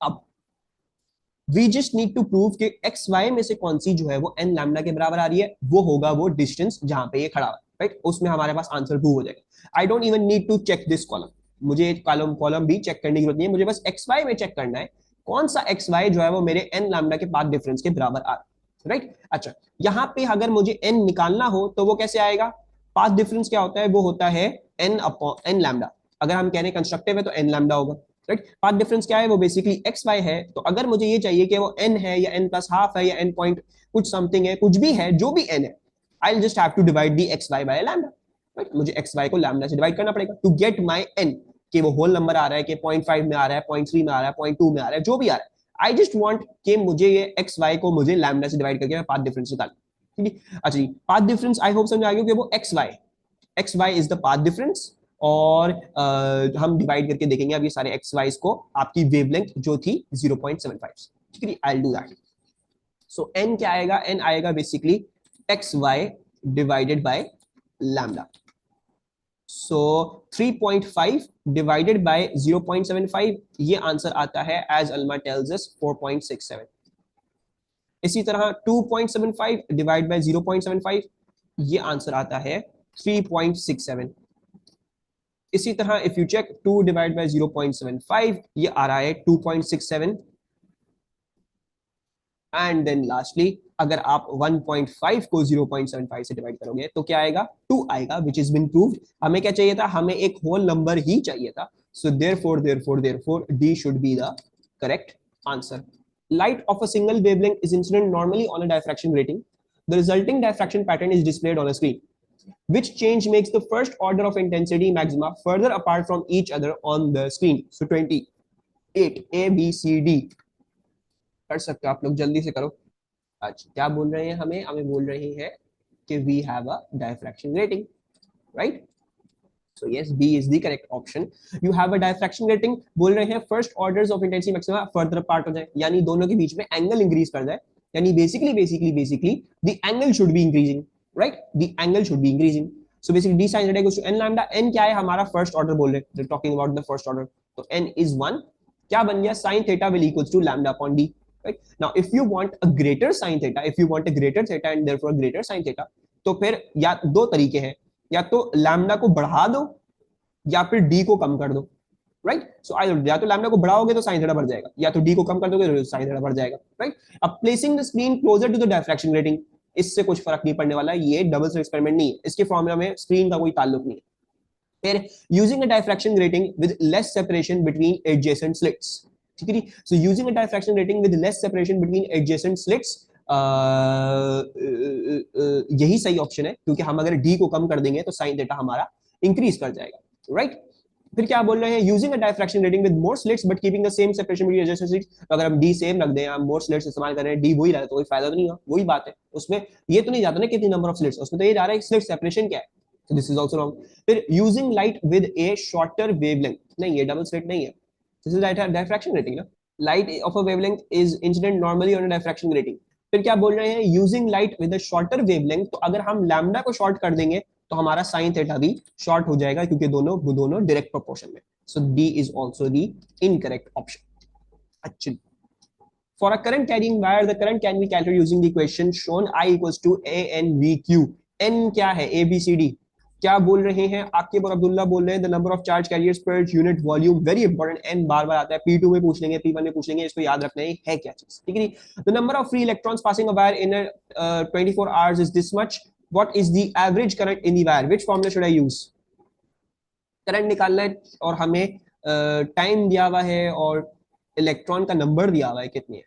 I think the formula was I equals to dq by dt, right. हमें दिए हुए इलेक्ट्रॉन्स, इलेक्ट्रॉन्स कितने पास कर रहे हैं 6.0 इंटू 10⁻23, यानी तकरीबन एक मोल ऑफ इलेक्ट्रॉन्स पास कर रहे हैं, इतने नंबर ऑफ इलेक्ट्रॉन्स हैं। इलेक्ट्रॉन का एक इलेक्ट्रॉन का चार्ज आपको डेटा बुकलेट में मिल जाएगा 1.6 into 10⁻19 Coulomb's, that divide by the time they taking, यानी 24 आवर्स। वो ऐसा ही बेस यूनिट नहीं है, 60 में मल्टीप्लाई करके फिर 60 मल्टीप्लाई करके, यानी 24 to minutes, minutes to seconds, and therefore then आपके पास आपका आंसर आ रहा होगा। तो आंसर क्या आ रहा है हमारे पास, that is coming out to be a 1.1 amperes, ठीक है जी, थैंक यू। अच्छा जी, next up, in the circuit shown lamp P is rated 250 volt 50 watt and lamp, ये मैंने करवाया था मुझे याद है, and lamp Q is rated 250 volt 200 watt. The two lamps are connected in series to a 250 volts power supply. Assume that the resistance of each lamp remains constant. Which statement most accurately describes what happens when the switch is closed? Lamp P emits 4 times, lamp P emits twice, lamp P emits 4 times, lamp Q, अच्छा जो भी है देखना है क्या हो रहा है क्या नहीं हो रहा। अच्छा ना, सबसे पहले तो मैंने उधर भी उस दिन भी ये समझाया था कि ये जो दी हुई है ये इसकी ऑप्टिमल रेटिंग्स दी हुई, कि अगर इसको 250 वोल्ट मिलेंगे तो ये 50 वाट पे ऑपरेट करेगा, अगर इसको 250 वोल्ट मिलेंगे तो ये 200 वाट देगा पावर आउट। अभी पता नहीं है ऑप्टिमल पे कर रहे हैं काम के नहीं कर रहे, तो लेट्स वर्क आउट कि क्या कर रहे हैं क्या नहीं कर रहे। अच्छा, मुझे वोल्टेज दिया हुआ है, मुझे पावर दी हुई है, मुझे वोल्टेज दिया हुआ है, मुझे पावर दी हुई है, ऐसा करते हैं दोनों की रेजिस्टेंस निकाल लेते हैं और फिर उधर से आगे वर्किंग करना शुरू करते हैं, ठीक है जी। सो हमारे पास क्या है, हमारे पास ये है कि दिस इज P हम पावर कैसे निकाल देते हैं, वोल्टेज दिया हुआ है और पावर दी हुई है तो V²/R से निकाल लेते हैं। पावर हमें क्या दी हुई है, पावर इज गिवन एज 50, या एक काम कर लेते हैं, रेजिस्टेंस क्या हो जाएगी, रेजिस्टेंस हो जाएगी V²/P, यानी V² जो है वो 250 divided by 50, which is coming out to be a 50 ohms, I believe. And then similarly for lamp Q as well, so वो भी V²/R से आएगा, और फिर हम again इसके अंदर भी R shall equals to V², यानी 250 स्क्वायर, एक चीज रह गई मुझे सर, ये स्क्वायर था, sorry, this is 250 square, 250 square divided by 50, that is 1250 ohms. Silly mistake, 1250 ohms. And this again 250 square divided by 200, so 250 square divided by 200, that is 312.5 ohms, यानी ये 1250 ohms का है, ये जो है वो 312.5 ohms का है, ठीक है जी।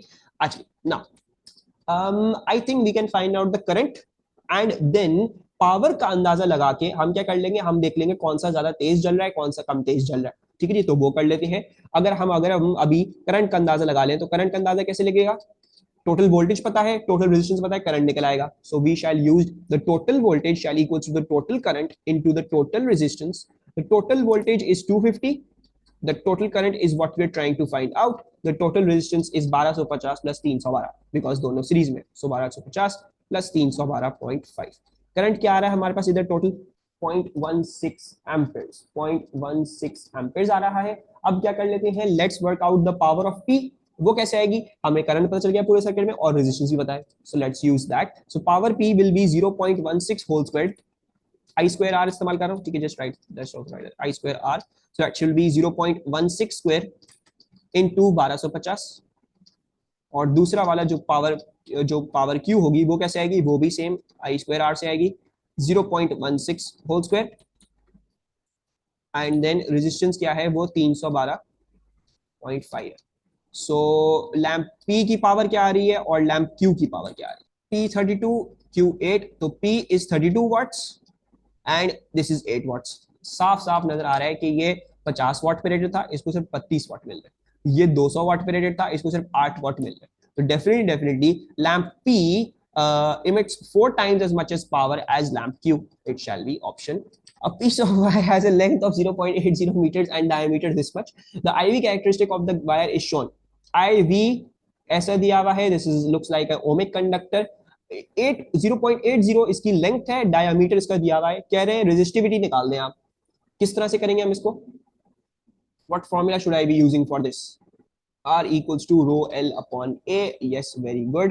So R will equals to rho L upon A.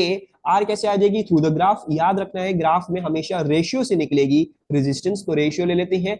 हमारे पास वोल्टेज जो है वो 10 है, द वोल्टेज इज 10। अब इधर भी लिख लेता हूं कि रेजिस्टेंस क्या होगी, that will be voltage divide by the current. So voltage जो है वो हमारा 10 है, हमारा करंट जो है वो 5 एम्पेयर है, रेजिस्टिविटी हमें निकालनी है। हमारी ओरिजिनल लेंथ क्या है, वो 0.80 मीटर्स थी। हमारा एरिया क्या है, हमें उसके लिए डायमीटर दिया हुआ है, तो यानी pi, then 5 into 10⁻⁻4 whole square divide by 4। ठीक है, then let's start calculating. So 10 divide by 5 that becomes 2, ये 4 ऊपर चला जाएगा। चलिए तो ये बन रहा है rho 4 into 0.80, that's 3.2 divided by pi and then 5 into 10⁻⁻4। अब थोड़ी सी आसानी हो जाएगी, एंड देन डिवाइड बाय 3.2, ये आ रहा है मेरे पास the resistivity is working out to be 9.817 into 10⁻⁻4। So let's see, 9.817 मेरे पास गलत आया है कुछ, एक सेकेंड, स्क्वायर लगाना हम भूल गए हैं, यही हुई है मिस्टेक, स्क्वायर लगाना मैं इधर भूल गया था। अच्छा जी, silly mistakes.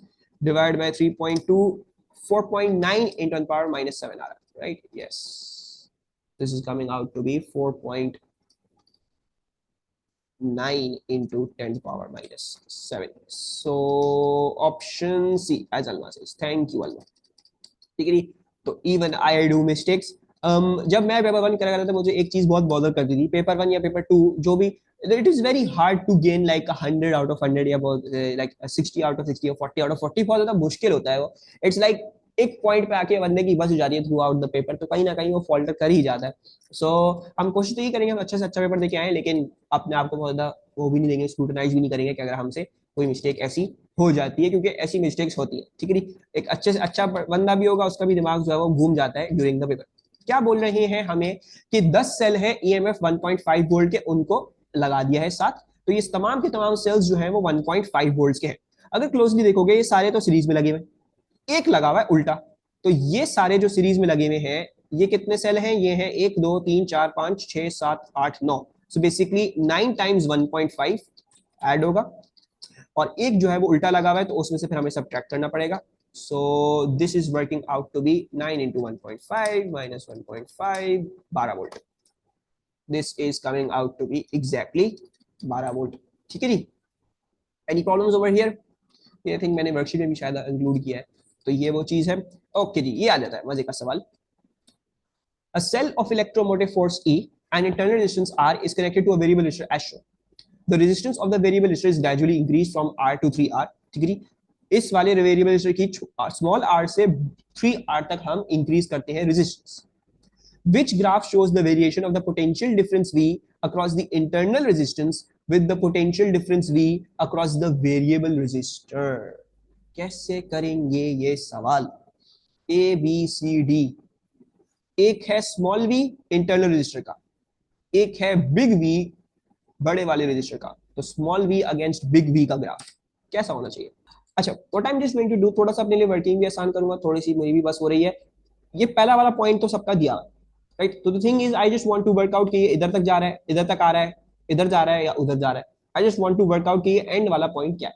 अच्छा, एंड वाला पॉइंट कैसे आ रहा है, जब हमने रेजिस्टेंस जो है वो 3R कर दिए, राइट? सो मैं क्या कर सकता हूं, लेट्स से कि अगर हम R इफेक्टिव निकाल लें पूरे सर्किट की, जब इसकी 3R है उसकी R है, अगर मैं इसकी 3R निकाल लूं उसकी R है, so 3R plus R that should be equals to a 4R, right? फिर हम क्या कर सकते हैं, हम इन दोनों के वोल्टेज ड्रॉप ढूंढ सकते हैं इन टर्म्स ऑफ E। वो कैसे? V इक्वल्स टू IR, पूरे सर्किट का वोल्टेज E, पूरे सर्किट में करंट अगर हम निकाल लें using the effective resistance 4R, तो हमारे पास करंट आ जाता है E over 4R।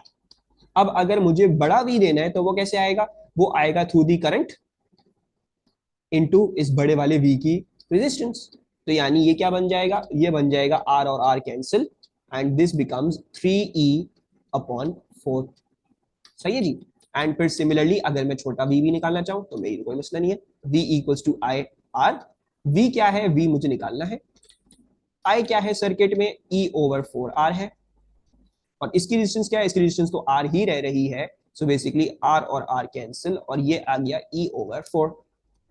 That means कि ग्राफ जो है पहले जो था, पहले तो 0.5 पे, वो तो मुझे प्रूव करने की जरूरत नहीं, I just wanted to prove this point जो 4r की रेजिस्टेंस पे हो रहा है। तो जब इसकी 3r पे करोगे तो बड़ा वाला v कहां जा रहा है, बड़ा वाला v 3e अपॉन 4 बन रहा है, बड़ा वाला v कहां पे जा रहा है, it becomes 0.75e, right, 3 upon 4 that 0.75e, ठीक है जी। और छोटा वाला r कहां जा रहा है, वो 0.25 पे जा रहा है, तो सॉरी छोटा वाला वोल्टेज जो है वो 0.25 पे जा रहा है, तो आई थिंक यही हो रहा है, छोटा वाला वोल्टेज 0.25 पे, बड़ा वाला 0.75 पे जा रहा है, यही पॉइंट आना चाहिए था, this is the correct option.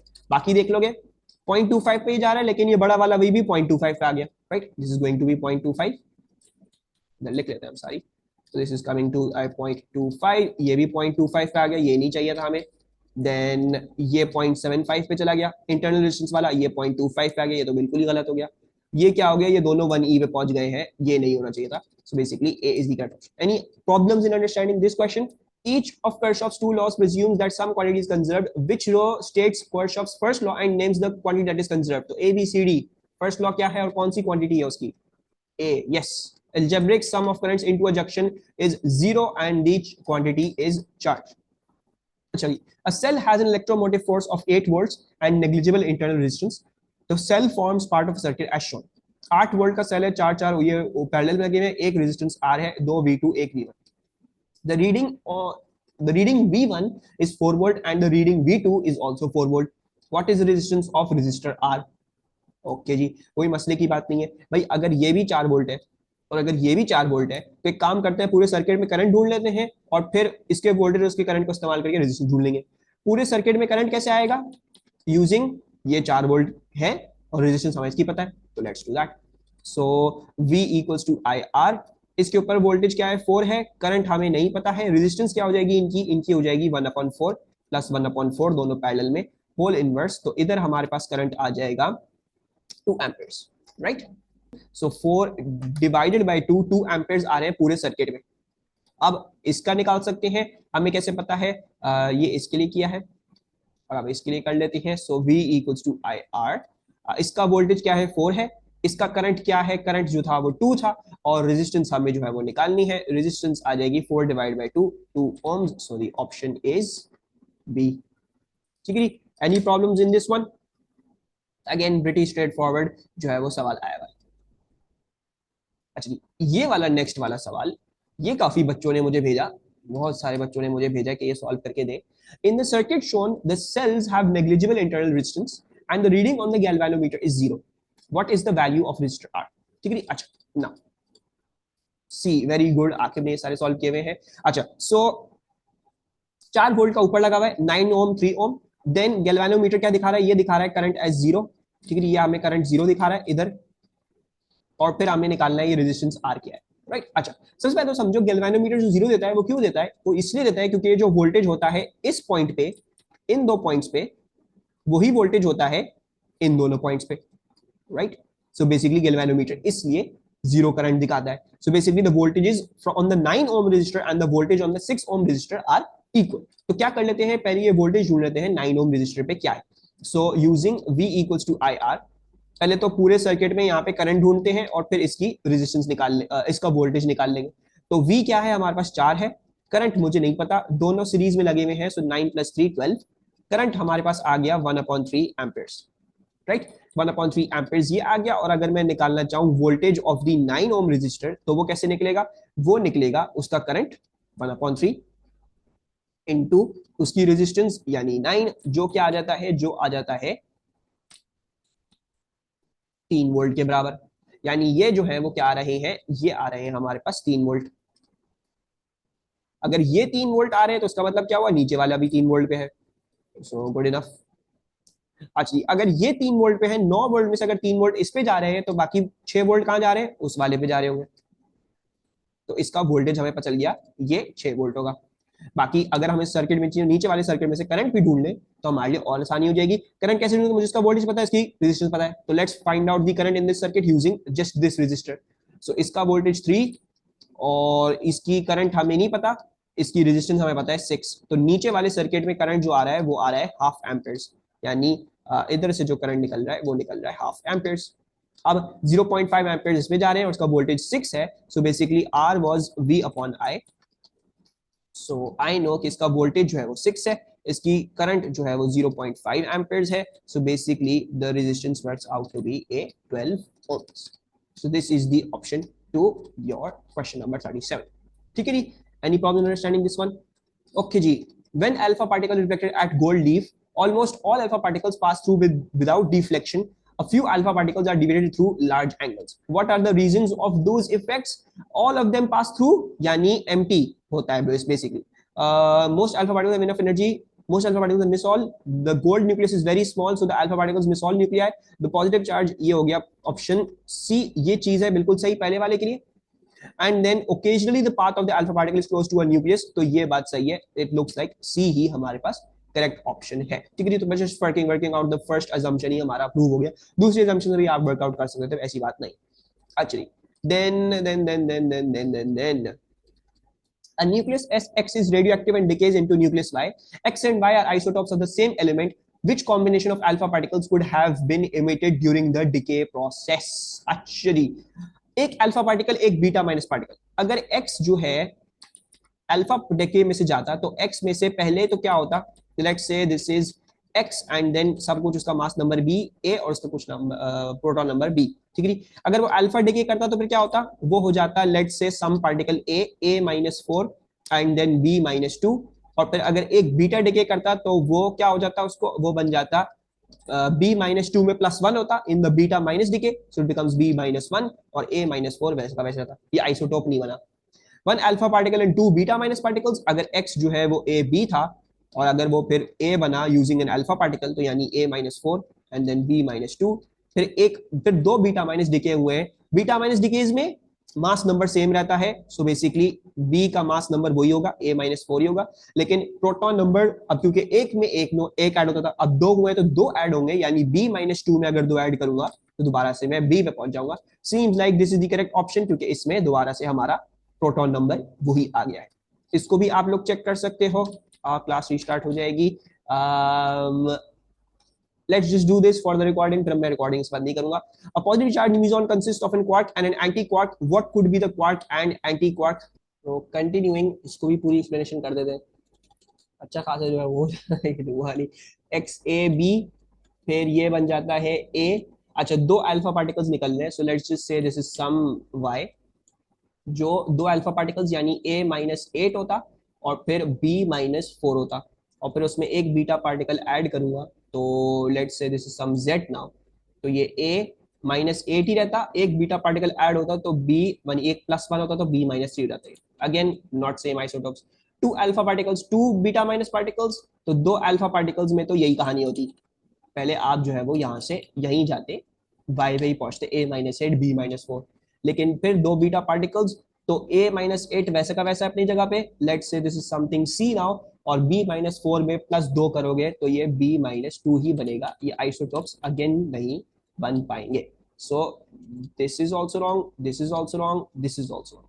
ठीक है, और this one has come up a lot कि एक अल्फा पार्टिकल फिर दो बीटा माइनस पार्टिकल आप वापस आइसोटोप बनाते हो, तो ये चीज एक तरीके से समझो कि एक तरीके से याद रख लो, ये चीज बहुत दफा आई है एमसीक्यूज में, बहुत दफा आई है और यही उसका आंसर होता है काफी दफा। ठीक है, अब हो सकता है किसी और तरीके घुमा पर आके दे दे, लेकिन हमेशा ऐसे ही कुछ ना कुछ होता है उसमें। सो ठीक है, इसको दिमाग में रख लो, one alpha particle two beta minus के बाद आप वापस आइसोटोप बन जाते हो। अच्छा, फिर ये कह रहे हैं a positively charged meson consist of a quark and an anti quark. ठीक है जी, what could be the quark and an anti quark, क्या बोल रहे हैं, हमें एक पॉजिटिवली चार्ज्ड मीजॉन चाहिए है, पॉजिटिव का मैग्नीट्यूड नहीं बताया। अच्छा, चार्म का क्या चार्ज था, because I have no idea charm का चार्ज क्या था, और एंटी अप का चार्ज, एंटी अप का चार्ज तो याद है, दैट वाज -2/3 e। चार्म का क्या चार्ज था, किसी को याद है? तो जरा देख लेते हैं क्या क्या चार्ज आ रहे हैं, क्योंकि मुझे तो एटलीस्ट कभी याद नहीं हुए हैं ये, क्योंकि मैंने पेपर कभी इस पैटर्न में दिया नहीं था, और ना मैंने कभी कोशिश करी इनको याद रखने की। लेट्स सी कहाँ लिखे थे भाई हमने, ये लिखे हुए। अब इस 2/3 चार्म दिया हुआ है, चार्म इज प्लस 2/3, बिल्कुल सही थी A1। सो इसका चार्ज क्या आएगा, इसका चार्ज फिर आएगा 0। Down and anti top, down का हमें याद है वो था -1/3E, right, that was a -1/3E। Anti top, anti top जो है वो +2/3 होता है, एंटी क्या हो जाएगा उसका, वो हो जाएगा -2/3, राइट। सो इसका चार्ज क्या बन जाता है, minus minus two, this becomes -E। Strange and anti bottom, strange again is -1/3E। Bottom का मुझे देखना पड़ेगा क्योंकि मुझे याद नहीं है, that is also -1/3E। Bottom -1/3 है, उसका एंटी क्या हो जाएगा, उसका एंटी हो जाएगा +1/3। ठीक है जी। और फिर चार्ज हमारा आ रहा है -1/3 +1/3, दैट बिकम 0। फिर बोल रहे हैं अप एंड एंटी स्ट्रेंज, तो कोइंसिडेंटली आंसर वही था जो अप और डाउन और स्ट्रेंज का था, लेकिन सपोजिटली ये सब याद करने का धचका पता नहीं क्यों दिया था इसमें। मैं कहूंगा याद कर लो, इट्स लाइक एग्जाम से 2 मिनट पहले की बात याद करके चल जाओ, एग्जाम में याद आ गया तो हो गया, ऐसे जितना ज्यादा याद नहीं रहने वाले हैं चार्जेस वगैरह। अब क्या था, अप जो था दैट वाज +2/3E, और एंटी स्ट्रेंज क्या होता है, स्ट्रेंज था -1/3, एंटी क्या हो जाएगा उसका, उसका हो जाएगा that shall be a +1/3E, right. So basically इन दोनों का चार्ज क्या हो जाएगा फिर, +2/3 +1 becomes +E। So basically option D shall be our correct answer. ठीक है जी। So that is that +2/3 -1/3। ठीक है जी। दिस इज योर कंप्लीट क्या चीज, ये क्या बना हुआ है यहाँ नीचे, दिस इज योर कंप्लीट क्या कहते हैं, March 22 क्वेश्चन पेपर